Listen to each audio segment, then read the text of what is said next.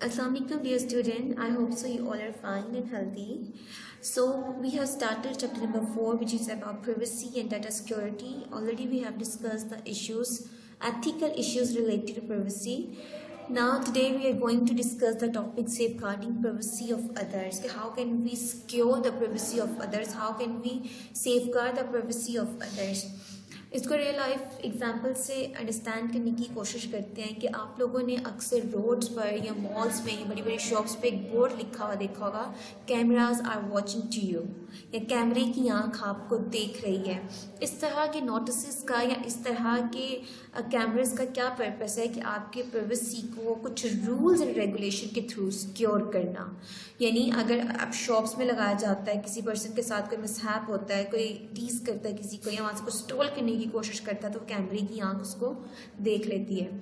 और हमारी अगर आपने रिसेंट ऐप की बात की और स्नैपचैट वगैरह पे कोई आपकी डीपी का या आपके चैट का एसेस लेता है, तो आपको फ़ौरन से पता चल जाता है कि फ़लाँ पर्सन ने आपका एसेस लिया पिक्चर का या आपके चैट का एसेस लिया है। तो इस तरह की सिक्योरिटीज़ या मज़ीद प्राइवेसी ऐप की इंक्रीज़ होती जा रही है।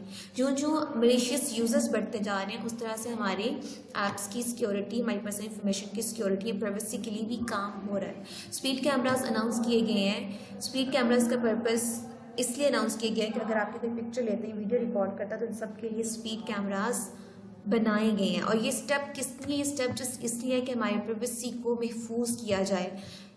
इस तरह से अगर हम कोई अपनी पर्सनल इंफॉर्मेशन किसी ऑर्गेनाइजेशन को देते हैं, किसी इंस्टीट्यूट को देते हैं, किसी कंपनी को देते हैं, तो उनका ये काम है, उनकी ये ड्यूटी है, उनका ये फ़र्ज़ है कि वो हमारी तमाम पर्सनल इंफॉर्मेशन को महफूज रखें। हमारी जितनी भी पर्सनल इंफॉर्मेशन, अगर हम नादरा की एग्जांपल डिस्कस करें, तो नादरा वालों के पास हमारी हर किस्म की पर्सनल इंफॉर्मेशन होती है।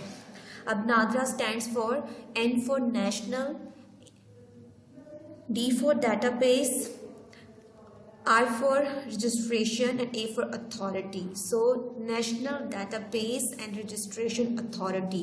अब National Database and Registration Authority के पास हमारी कंप्लीट इंफॉर्मेशन, हमारी बर्थ इंफॉर्मेशन, हमारी फैमिली इंफॉर्मेशन, नेम, कितने फैमिली मेम्बर्स हैं, कितने सिबलिंग्स, आपके सारी पर्सनल इंफॉर्मेशन नादरा के पास होती है। आपके एथिकली इखलाकी तौर पे नादरा की रिस्पॉन्सिबिलिटी है कि वो हमारी तमाम इंफॉर्मेशन को सिक्योर रखे, महफूज रखे।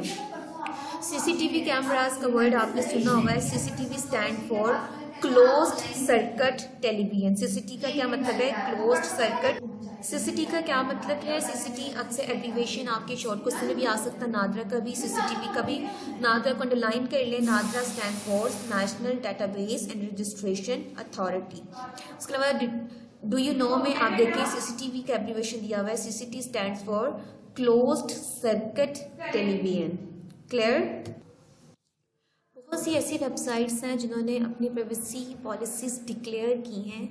अगर आप कहीं भी कोई अकाउंट बनाते हैं तो पहले आपको कुछ शो हो जाता है प्राइवेसी पॉइंट्स कि आप इनको पढ़ लें अच्छी तरह से, कि वो आपकी इन्फॉर्मेशन को किस किस तरह से सिक्योर करेंगे। आप खुद से प्राइवेसी अपनी सेट करते हैं कि आप अपनी इन्फॉर्मेशन को पब्लिक रखना चाहते हैं, अपने कॉन्टेक्ट्स में रखना चाहते हैं, जिस तरह से भी आपने प्राइवेसी लगानी है। अक्सर लोग क्या करते हैं कि उन प्राइवेसी को पढ़ते ही नहीं है, और उन प्राइवेसी को आपको ज़रूर पढ़ना चाहिए और उसके बाद आपको प्राइवेसी सेट करनी चाहिए।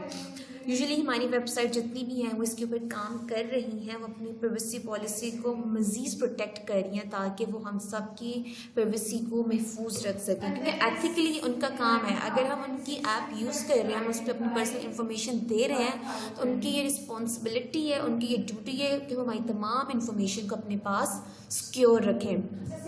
जब भी आप कोई अकाउंट बनाते हैं किसी भी ऐप पे, ईमेल पे, फेसबुक पे, इंस्टाग्राम पे, आप व्हाट्सएप अकाउंट बनाते हैं, तो वहाँ पे भी आपको प्राइवेसी ऑप्शंस गिवन होते हैं।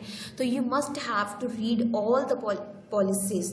आपको वो पॉलिसीज़ ज़रूर पढ़नी चाहिए, क्योंकि समटाइम हम पॉलिसीज़ पढ़ते नहीं हैं, हम प्राइवेसी सेट करते नहीं हैं और हम बाद में कहते हैं कि इस ऐप ने हमें प्राइवेसी प्रोवाइड ही नहीं की। आप फेसबुक पे भी अकाउंट बनाते हैं, वहाँ पे भी काफ़ी हद तक इंफॉर्मेशन आपकी सिक्योर होती है, वहाँ पे प्राइवेसी होती है। कुछ पॉइंट्स गिवन होते हैं, उनकी पॉलिसीज़ होती है, आप उन पॉलिसीज़ को पढ़ते हो और अपनी प्राइवेसी को सेट करते हो।